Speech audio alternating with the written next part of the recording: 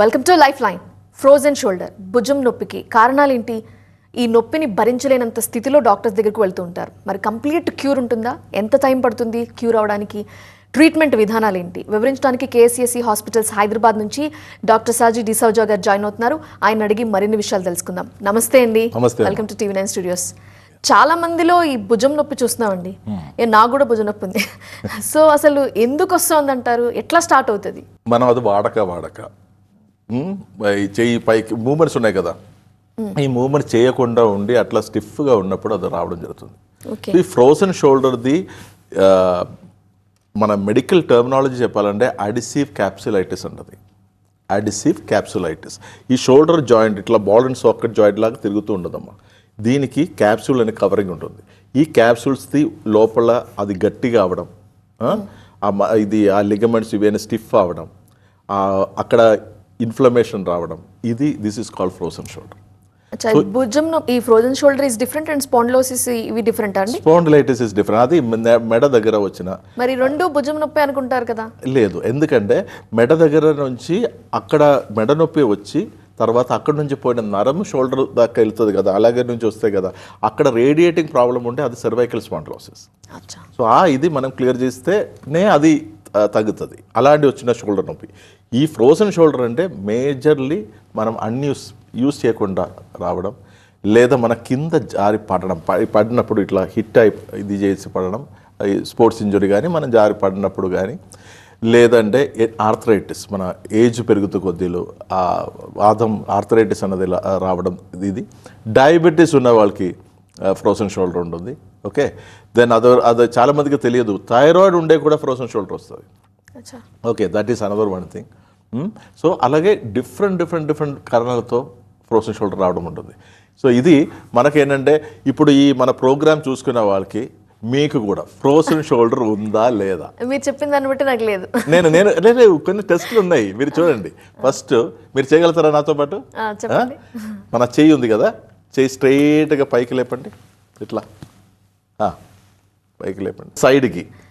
నేను అందరికీ చెప్తున్నా, మీరు కూడా చేసి చూడండి మీకు ఇది అవుతుందా లేదా. ఇట్లా సైడ్కి లాటరల్లీ. ఓకే, అవుతుందా లేదా ఒకటి. దెన్ చెయ్యి ఇలా పెట్టాలి, చూడండి. ఇది ఇట్లా ఇది పెట్టి ఇది చెయ్యి ఇలా వెనక్కి తీసి ఇలా తిప్పేసి నడుముకి టచ్ చేసి నడుము నుంచి ఇలా పైకి లేపి పైకి రావాలి.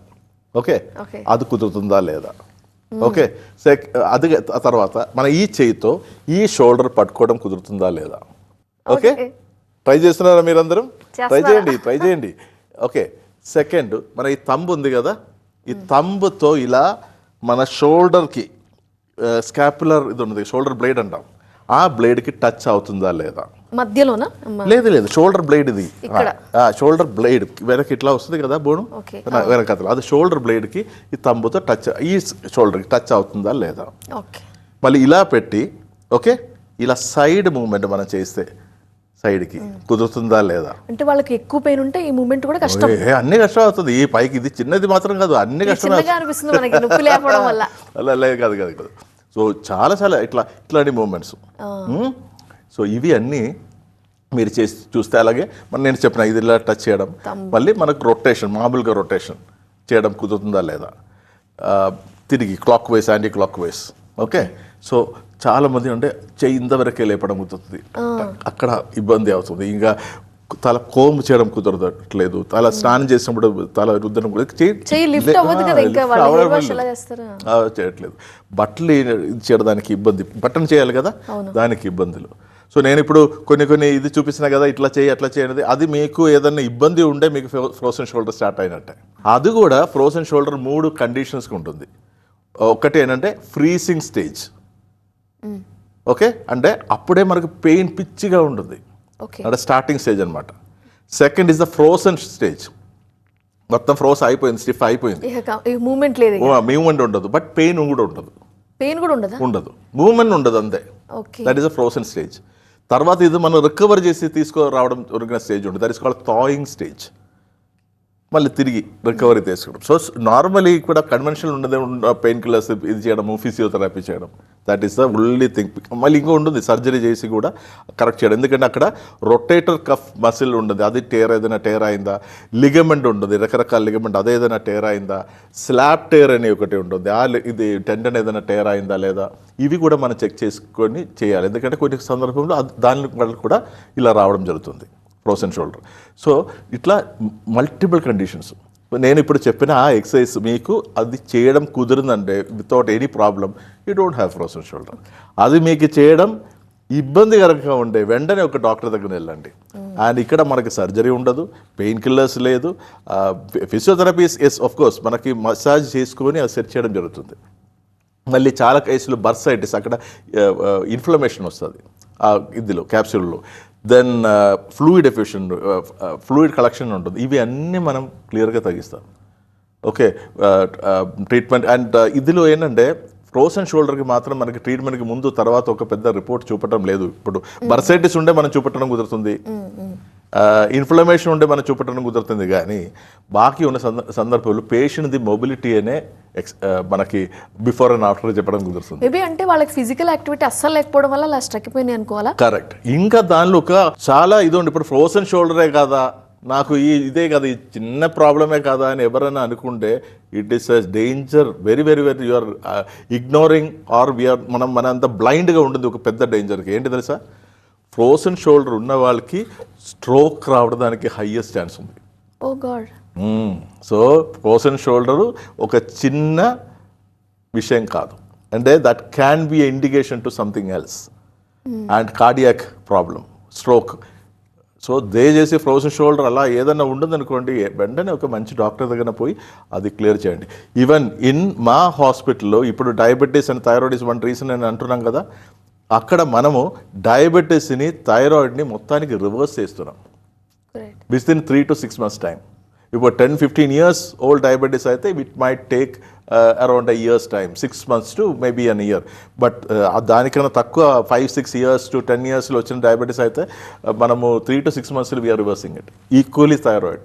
సో మనం దేని వల్ల ఫ్రోజన్ షోల్డర్ వస్తుంది అది కూడా మనం క్లియర్ చేస్తున్నాం. అంటే 10 to 20% of frozen shoulders are because of diabetes. డయాబెటీస్కి ఫ్రోజన్ షోల్డర్కి అసలు లింక్ ఏంటండి? అదే కదా మా ప్రాబ్లం. ఎందుకంటే ఇమోబిలిటీ ఎక్కువ వస్తుంది, then blood contents that high sugar content. So ఎక్కడ మనం ఎప్పుడు అనుకోవాలమ్మా, మా బాడీలో there are only 3 infection. Okay, bacteria, virus or fungus. Correct. ఈ ఇన్ఫెక్షన్ పెరగాలంటే దానికి ఒక మంచి మీడియం కావాలి, ఆ medium is sugar. So diabetic patient is highly prone to any type of infection అండి. ఇన్ఫెక్షన్ మాత్రం కాదు, రకరకాల జబ్బు. బికాస్ షుగర్ ఉండేది దేనిలో, బ్లడ్లో. ఆ బ్లడ్ మనం హెడ్ టు టో ఉంటుంది కదా, తిరుగుతుంది కదా. So any organ can be affected. So ఎవరైనా డయాబెటీస్తో బాధపడుతున్నారంటే దయచేసి go to a good ayurvedic doctor and get the diabetic reversed. Okay, so if you want to come to KCC you are most welcome. And ఇక్కడ కూడా మనం కానీ చాలా మంది డయాబెటీస్కి లైఫ్ లాంగ్ మెడిసిన్ వాడాల్సిందే, మెయింటైన్ చేసుకోవాలి. ఇది మీ డిసిప్లిన్ తీసుకొచ్చేటువంటి ఒక రోగం, పెద్ద భయపడక్కర్లేదు, కానీ లైఫ్ లాంగ్ వాడాలి మెడిసిన్ అంటారు. అది ఎందుకు అంటున్నారంటే ఫార్మసీ కంపెనీ బతకాలి కదమ్మా. సో ఇక్కడ మన వరల్డ్ని కంట్రోల్ చేసేది ఫార్మసీ మాఫియా అనమాట. I call the mafia. Okay, ఆ మాఫియా కంట్రోల్లోనే హాస్పిటల్స్, డాక్టర్స్ అందరు ఉన్నది. అది కాదు అని చెప్పడానికి ఉన్న దమ్ము నాలాంటి కొందరికి ఉంటుంది. పేషెంట్స్ కూడా భయం సార్, అంటే అది ఆపితే ఇంక పెరిగిపోద్దేమో, ఏమైపోతామో, 300-400 వెళ్ళిపోతే ఏంటి పరిస్థితి అని టెన్షన్ ఉంటుంది. అదే కదమ్మా, బిజినెస్ నడిచేది రెండు ఫ్యాక్టర్. నేను మళ్ళీ చెప్తున్నాడు. ఒకటి fear factor, second greed factor, అత్యార్తి, భయం. ఇవి రెండులోనే బిజినెస్ సక్సెస్ అవుతుంది. హాస్పిటల్స్ ఇది రెండు ఉంది, అంతే కదా. So that is why hospitals are going up like anything. Business is skyrocketing. కానీ ఇక్కడ ఏంటంటే దయచేసి మీకు ఫ్రోజన్ షోల్డర్ ఉంటే ఏం టెన్షన్ పడాల్సిన అవసరం లేదండి. ఓకే, అది మన ఈజీగా actually physiotherapy, medicine, pain killers, steroid injection, surgery ఇట్లాంటివి పోతే మనకి it takes several months two years. But KCC hospital వారం, మహా అంటే 2 వారాలు, మహా అంటే 1 నెల రూపంలో మీ frozen shoulder will be completely done.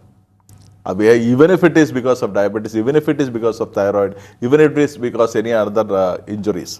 So మనం వరుసగా క్లియర్ చేసి వస్తున్నాము. సో మీకు ఎవరికన్నా భుజం నొప్పి, షోల్డర్, ఫ్రోజన్ షోల్డర్, చెయ్యి మూవ్మెంట్ కావట్లేదు, ఇది మీ బట్టలు వేసుకోవడానికి ఇబ్బంది, ఇట్లా ఉంటే లేడీస్ బ్లౌజ్ ఎలా వేస్తారండి, జెంట్స్ షర్ట్ ఎలా వేస్తారు, బట్టలు వేయడానికి వాళ్ళకి ఇబ్బంది కదా, మూమెంట్ ఉండదు, తల ఎలా ఇది నెట్టి ఇది అంటే అన్ని activities is gone for a toss, correct.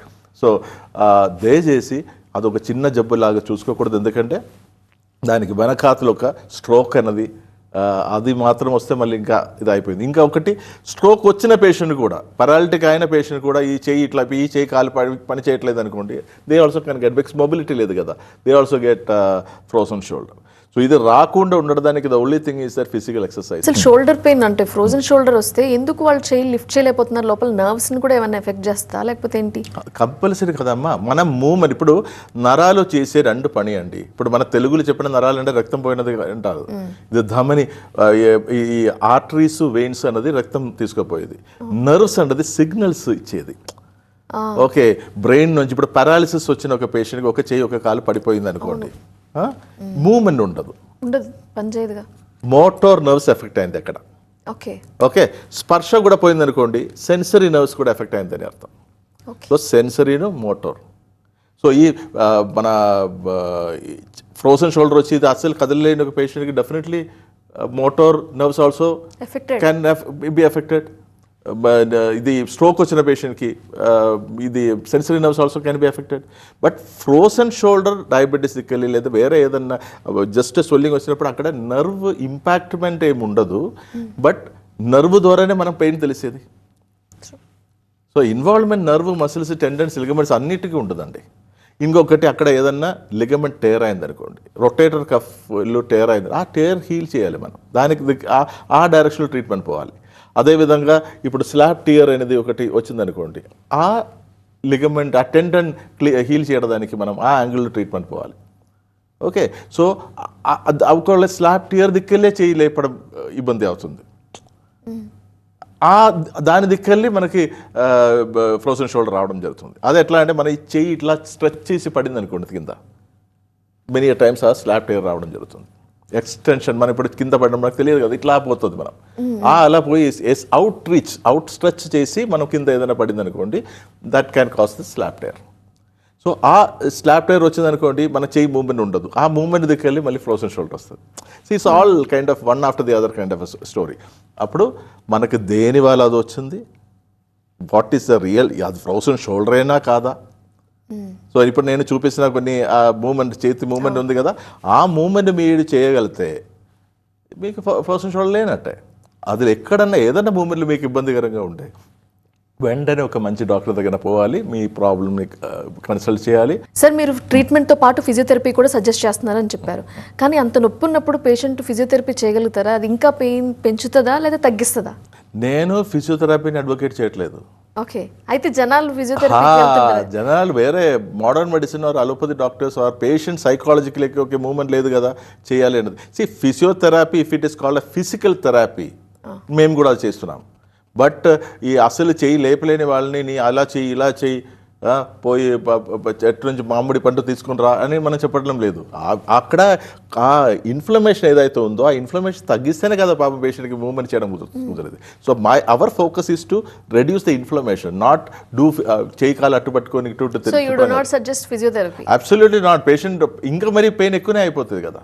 ఇది అక్కడ ఇన్ఫ్లమేషన్ వచ్చింది, ఆ లేయర్ థిక్కెన్ అయింది, ఓకే, నీరు జమ అయింది, ఇదన్నీ తక్కువ చేసి తీసుకురావాలి కదా. అక్కడ సైనోవిల్ ఫ్లూయిడ్ అని ఉంటుంది లూబ్రికేషన్కి, అది మొత్తం ఎండిపోతుంది. సో మళ్ళీ అక్కడ అది లూబ్రికేషన్ తీసుకురావాలి కదా, కరెక్ట్. సో అక్కడ ఉన్న ఇన్ఫ్లమేషన్ తగ్గిస్తే న్యాచురల్లీ పేషెంట్కి మూవ్మెంట్ వస్తుంది కదా. దెన్ చుట్టుపట్టు ఉన్నప్పుడు లిగమెంట్ ఇంజురీ ఏదైనా లిగమెంట్ హీల్ చేయాలి కదా, లిగమెంట్ టేర్ కానీ పార్షియల్ టేర్ కానీ అట్లా ఏదైనా ఉంటే. అదేవిధంగా మసిల్ ఇంజురీ ఉంటే మసిల్ ఇంజురీ హీల్ చేయాలి కదా. Then strengthening the muscles. కొందరికి ఏంటంటే ఈ సర్వైకల్ స్పాండిలైటిస్ దికెళ్ళి చేయికి పోయిన నరాలు మెల్లగా పడిపోతుంది, వీక్ అయిపోయి మసిల్ వేస్టింగ్ అవుతుంది. ఇప్పుడు మన సైజ్ ఉంది కదా, కంటెంట్ సైజ్, ఇది సన్నగా అయిపోవడం, పోలియో వచ్చినట్టు అవుతుంది. ఇది ఆ వేస్టింగ్ ఉన్న వాళ్ళు కూడా చేయి లేపడం కుదరదు కదా. సో ఆ మసిల్ నేను స్ట్రెంగ్థన్ చేస్తేనే కదా మసిల్ పట్టుకొని చేయి లేపడం కుదిరింది. So it is all we should. ఒక పేషెంట్ మా దగ్గర వచ్చినప్పుడు 360 డిగ్రీ వ్యూ ఉండాలమ్మా. పేషెంట్ని అన్ని రకాల మన ఆలోచన చేసి హిస్టరీ మొత్తం మంచిగా చేసి అక్కడే మన హాస్పిటల్ వస్తే వెంటనే ఒక డాక్టర్ దగ్గర వచ్చి ట్రీట్మెంట్ అట్లా కాదు. అక్కడ we have our junior doctors who takes care about their case taking. అక్కడ మొత్తం డీటెయిల్గా వాళ్ళ చరిత్రము, జాతకం, హెల్త్ జాతకం మొత్తం దానిలో ఉంటుంది by the time they come to a consultant. Okay, ఆ కన్సల్టర్ దగ్గర వచ్చినప్పుడు we will have all the details. అదే మళ్ళీ పేషెంట్తో మనం అడిగినప్పుడు దీనిలో ఉంటుంది బాకీ డీటెయిల్స్ డాక్టర్కి అర్థమైపోతుంది. ఓకే, సో దయచేసి మీకు ఫ్రోజన్ షోల్డర్ ఉండే ఎట్టు విధంగా టెన్షన్ పడాల్సిన అవసరం లేదు. ఫ్రోజన్ షోల్డర్ అంటే ఇప్పుడు మన పెద్ద పెద్ద పేరు అడిసివ్ క్యాప్సులైటిస్ అట్లా అట్లా చెప్పి మీరు అట్లాంటి ఆలోచన చేయబాకండి. చెయ్యి మూమెంట్ లేదండి. మన ఇలా అందరికి అర్థమైన లాంగ్వేజ్ మాట్లాడదు. మీ చెయ్యి మామూలుగా చేసిన అన్ని మూమెంట్ మీకు కుదరట్లేదు, ఈ ఒక లెవెల్ కన్నా చెయ్యి లేపడం కుదరట్లేదు, నేను ముందు చెప్పిన మూమెంట్స్ అన్నీ కుదరట్లేదు, ఇవి అన్నీ లేదని అనుకోండి, మీకు అక్కడ షోల్డర్ పట్టేసినట్టు ఉంటుంది. ఆ పట్టేసినట్టు జబ్బుని మనం ఖచ్చితంగా క్లియర్ చేస్తాం. అదొక మహామారి ఏం కాదు. అది చాలా సింపుల్గా మనకి స్టార్టింగ్ స్టేజ్ ఉందనుకో వారం రోజులు అయిపోతుందండి. అది కొద్దిగా కూడా ముదిరిందంటే సివియరిటీ బట్టి మనం it has to be gone into multiple days అంతే. మళ్ళీ రాకుండా ఉండాలంటే ఎలాంటి జాగ్రత్తలు తీసుకోవాలి, ఏమైనా ఎక్సర్సైజ్ ఏమైనా చెప్తారా? అదే, సో ఫస్ట్ ఆఫ్ ఆల్ ఏంటంటే అమ్మా, నేను ముందు చెప్పినట్టు మన హ్యాండ్స్ మూవ్మెంట్ చేస్తూనే ఉండాలి. ఇప్పుడు మనం చేయి తీసేది దేనికి? ఇప్పుడు స్నానం చేస్తే మాత్రం మనం చేయి ఇదన్నీ వాడుతున్నాడు, బాకీ ఫుల్ టైం మన ఇదే కదా మొబైల్, ఇట్లా దాని మీద ఇది ఈ మూమెంట్ తప్ప. ఈ పేషెంట్స్ చెప్తారా ఫోన్ చూస్తాం ఇది మాత్రమే ఉంటుంది మా మూమెంట్ అని? అంతే కదా, చాలా మంది అలాగే కదా చేసుకున్నది. ఇప్పుడు ఐటీ బాల్ అయితే ఇదే టక్ టక్ టక్ టక్ ఇది చూసుకొని ఇవి ఎఫెక్ట్ చేస్తా అండి కంటిన్యూస్ గా అదే పోస్చర్. ఇది ఇమ్మొబిలైజ్ కదండి. ఇంకొక కండిషన్ కూడా ఫ్రోజన్ షోల్డర్ వస్తాయి ఏంటంటే యాక్సిడెంట్ అయ్యి ఏదన్నా ఇప్పుడు చెయ్యి ఇక్కడ విరిగింది, ఇక్కడ విరిగింది, మనం ఇట్లా పట్టీలు వేసుకొని చాలాసేపు ఉండదు కదా, ఏ మూమెంట్ చేయకుండా, అలా ఉండే కూడా ఫ్రోజన్ షోల్డర్ వస్తుంది. అంటే అది మూమెంట్ చేయక సో అదే రోజు మూమెంట్ చేస్తూ ఉంటే ఇది రాదు. మీకు అది ఏదైనా ఇబ్బంది ఉంటే then you have to visit doctor. లేదంటే లేదమ్మా, ఈ యొక్క జబ్బుకి పరిగెత్తుకుని డాక్టర్ దగ్గర, అంటే స్టార్టింగ్ స్టేజ్లో అది ఉంటే తప్పకుండా మేము పోవాలి. దానికి కూడా మన ఎక్స్రే తీసుకోవచ్చు. We can have an MRI. Basically ligament ఏదైనా టైర్ ఉంటుందంటే సిటీ స్కాన్, ఇది అన్నీ క్లియర్గా తెలిసిపోతుంది. మీకు ఆ షోల్డర్ ఎందుకు పనిచేయట్లేదు, ఎందుకు చేయి మూమెంట్ రావడం లేదు, వేరే ఏదన్నా కాంప్లికేషన్ ఉంటుందా లేదా, దాన్ని బట్టి we can take a treatment. Sir ఇదేమన్నా ఏజ్ రిలేటెడ్ వస్తుందా సార్? ఏజ్ ఉంటుందమ్మా. 40 to 60 yearsలోనే చాలా మందికి నేను కనిపిస్తుంది ఫ్రోజన్ షోల్డర్. ఆ ఏజ్ గ్రూపులో ఎక్కువ ఉంటుంది. అండ్ తమాషా ఏంటి తెలుసా, ఇది కూడా ఎక్కువ ఆడవాళ్ళకి వస్తుంది. సో దయచేసి మీకు అలా ఏదైనా హెల్త్ ప్రాబ్లం ఉంటే ప్లీజ్ అర్థం చేసుకోండి. మీ ప్రతి ఒక్క ఆడవాళ్ళ గురించి నేను ఒకటి రిక్వెస్ట్ చెప్పేది ఏంటంటే, మీరు హెల్తీగా ఉంటేనే మీ కుటుంబం హెల్తీగా ఉంటుంది. ఫైనల్గా ఒక విషయం చెప్పండి, ఆడవాళ్ళకి ఎక్కువగా వచ్చే ఛాన్సెస్ ఉన్నాయి కాబట్టి వాళ్ళు ఇల్లు మొత్తం కూడా మెయింటైన్ చేసుకోవాలి ఆఫ్టర్ దీస్ డిసీజెస్ అటాక్ చేసిన తర్వాత కూడా. సో వాళ్ళ లైఫ్ స్టైల్ ఎలా ఉంటే బెటర్ అంటారు, అండ్ ట్రీట్మెంట్ ఫాలో అప్ ఎలా ఉండాలి డాక్టర్ తోటి? ఫస్ట్ ఆఫ్ ఆల్ ఏంటంటే అమ్మా, మనసు రిలాక్స్గా ఉండాలి. ఎట్టు విధంగా అంటే బాధ వస్తుంది రకరకాల కారణాలతో, మనసు క్లియర్గా ఉంటే మనకే ఐడియా వస్తుంది ఏం చేయాలో అన్నది. ఎందుకంటే ప్రతి ఒక్కరికి దేవుడు బుర్ర ఇచ్చేది దాన్ని పనిచేయడానికి. Okay, so everybody has their own intelligence, they can do what they want. కానీ ఇక్కడ ఏంటంటే, నేను ఇంకొకరి కోసం మాత్రమే నా లైఫ్ అనేది ప్లీజ్ తీసి పాడేయండి. మీరు కూడా మగవాళ్ళకి సమమే, మగవాళ్ళలాగా మీకు అన్ని హక్కులు ప్రపంచంలో ఉంటుంది. సో అబ్బాయిలు కూడా వచ్చే ఛాన్సెస్ ఉన్నాయి కాబట్టి వాళ్ళు ఎలా మెయింటైన్ చేసుకోవాలంటారు? You should love one sport. ఒక్క స్పోర్ట్ మీరు చేయాల్సిందే. అది ఏదన్నా టెన్నిస్ కానీ, టేబుల్ టెన్నిస్ కానీ, క్రికెట్ కానీ. క్రికెట్ కొంచెం ఏజ్ తర్వాత చాలామంది పోరు. సో ఆ physical activity, walking, minimum walking. And the best exercise in the world is swimming అండి. ఈత కొట్టిన వాళ్ళకి ఎట్టు విధంగా జబ్బులు రావు. ఆఫ్ కోర్స్ ఆ పూలులో ఏదైనా ఇన్ఫెక్షన్ ఏదైనా ఉండదంటే అది తప్ప వేరే జబ్బులు రాదు. Have you seen a swimmers body అండి, ఎంత చిస్సిల్డ్ ఉంటుంది. ఒక శిల్పి ఇది కొట్టి పెట్టిన రూపం లాగా ఉంటుంది ఒక స్విమ్మర్ది. అది ఆడవాళ్ళు కానివ్వండి, మగవాళ్ళు కానివ్వండి, ఆ బాడీ. ఎందుకంటే ఈ swimming is the only exercise without any wear and tear. వేరే ఏ పని చేస్తే కూడా వేర్ అండ్ టైర్ వస్తుంది. మన మోకాలు ఇప్పుడు నడిస్తే కూడా మోకాలు అరుగుదల, యాంగిల్ జాయింట్, హిప్ జాయింట్ అన్ని అరుగుదల ఉంటుంది. So next exercise to swimming is walking. Not even jogging and running, it is walking. And walking కన్నా మంచి ఎక్సర్సైజ్ అంటే మనకి ఇప్పుడు యాక్చువల్లీ మన కాఫ్ మసిల్ని స్ట్రెంగ్తెన్ చేయాలి. నేను ఒక డయాబెటిక్స్ ఎపిసోడ్ చెప్పినప్పుడు చెప్పింది జరిగింది. మన ఇట్లా కాలు ఇలా ఈ మూమెంట్ చేస్తూ ఉండాలి. So calf muscle is the second heart. అది స్ట్రాంగ్ ఉండే వాళ్ళకి జీవితం కూడా చాలా ఇదిగా ఉంటుంది. అలాగే మనం ఒకటి ఏంటంటే ఇప్పుడు కొత్త స్టడీ వచ్చింది ఏంటంటే రకరకాల జబ్బులతో పాటు ఇప్పుడు డయాబెటీస్ అనే ఒక జబ్బు ఉంటే వాళ్ళది ఆయుష్ చాలా వరకు తగ్గిపోతుంది. సో దయచేసి అలా ఇప్పుడు స్మోకింగ్ డ్రింకింగ్ కన్నా డేంజర్ ఉంటుంది అది. సో ప్లీజ్ మీకు షుగరు థైరాయిడ్ అలాంటి ఏదైనా ఉంటే అది వెంటనే తగ్గించాలి. ఎందుకంటే థైరాయిడ్కి ఇంకొక తమాషా ఏంటంటే ఈ ఇర్రాషనల్ ఫియర్ రావడం ఉంటుంది థైరాయిడ్ ఉంటే. అంటే ఇప్పుడు రాషనల్ ఫియర్ ఏంటంటమ్మా, పాముని చూసుకొని భయపడడం, అది అందరూ భయపడతారు.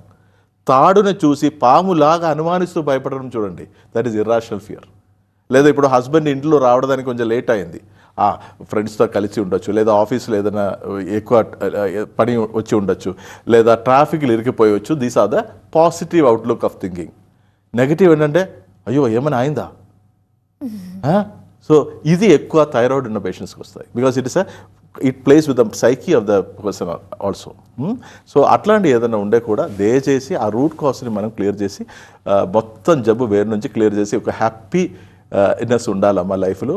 సో నాకు if anybody ask me what is happiness, happiness is health. ఇది వాళ్ళ లైఫ్ లైన్. చూస్తూనే ఉండండి TV9.